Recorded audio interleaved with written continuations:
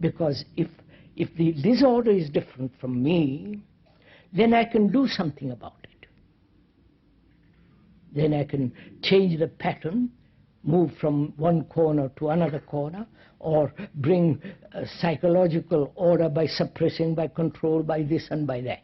I can do something about it. But if the disorder is not different from me, which is a fact, that the disorder is me, then the problem arises. What happens then? You're following all this? You're not listening to me, you're listening to yourself. Then perhaps you will bring about a change. But if you merely listen to the speaker, you can listen to him for the rest of your life, and I hope you won't. And if you merely listen to him, you won't change. But if you yourself see that you live in disorder, and that disorder is not different from you, fundamentally, basically, you are that disorder, then what takes place? Before, you could do something about it, because you separated yourself from it and you operated on it. And therefore, in that there was constant conflict, betrayal. One day you could do it, the next day you couldn't do it, and so on, fluctuating from day to day. Whereas the fact is, you are that disorder.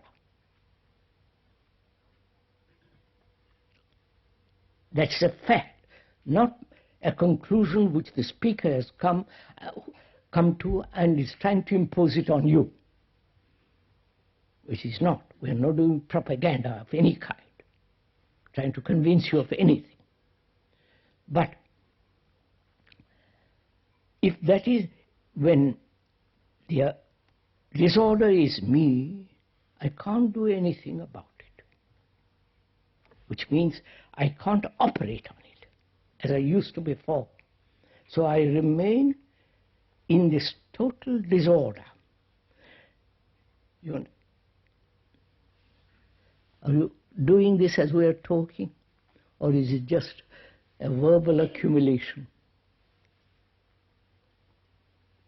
It is, I am not different from that disorder.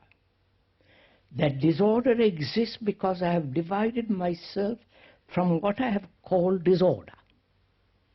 That's the base, that's one of the major factors of disorder. I've discovered that. Wherever there is a separation between me and psychologically what I observe, that division is one of the major factors of disorder. That is, when I call myself a Hindu or myself a Muslim or Christian, Catholic or a British or a French or German, whatever it is, the division is a factor of disorder. Jew and the Arab, you've got obvious example every day that's happening. So, psychologically, when there is division between disorder and myself, I am encouraging and cultivating disorder.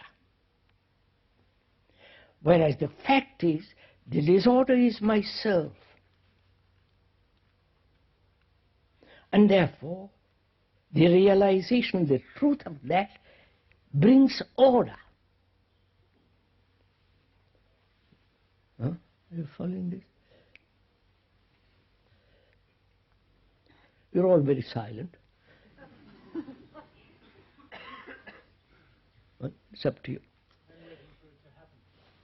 What's that? I'm waiting for it to happen. The gentleman says waiting for it to happen. I'm afraid you'll have to wait a long time there.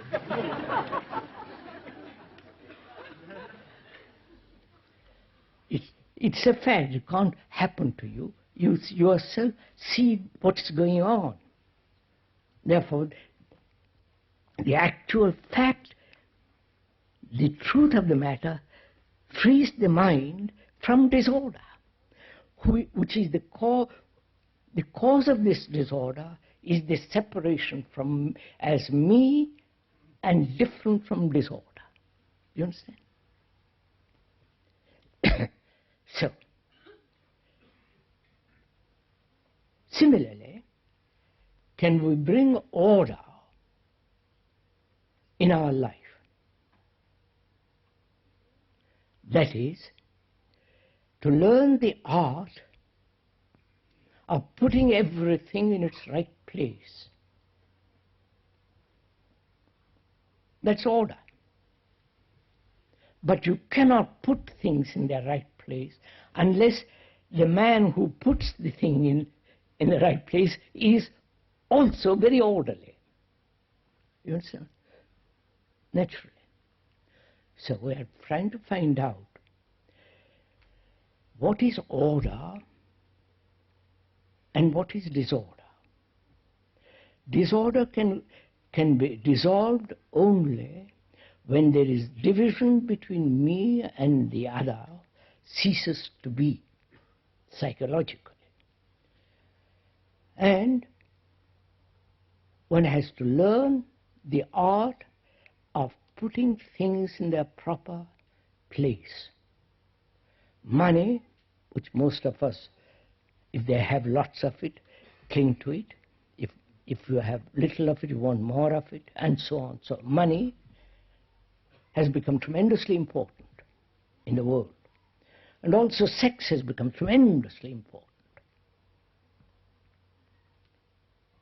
I'm not going to talk about it. It's important. You know how important it is in your life. And when you give something such great importance, that very fact that you are giving it a particular thing, great importance, is disorder. Right? If I give tremendous importance to exercise, so-called yoga, then I'm putting that totally out of proportion.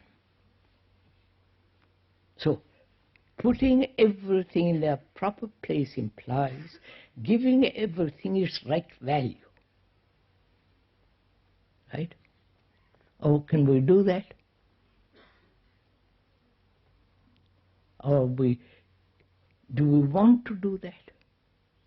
Or is it all much too difficult?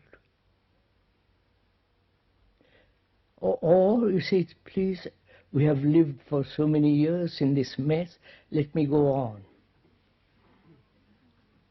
Don't interfere with this mess.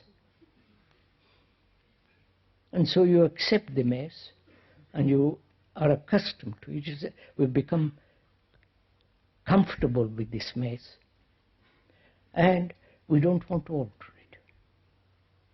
But a man who is seriously concerned, not only with the world outside of us, but also inwardly, to give money, sex, everything their proper place, is to learn the beauty of freedom. Without that, there is no freedom. So, then next problem is, we live under great pressure, more and more. Pressure, institutional pressures, political pressures, economic pressures, social and so on, so on, so on. And we said, perhaps the greatest pressure in most of us is the desire that it wants to act, the pressure of tremendous desire. Right? Are we following what? May I go on? I hope you're watching all this in yourself.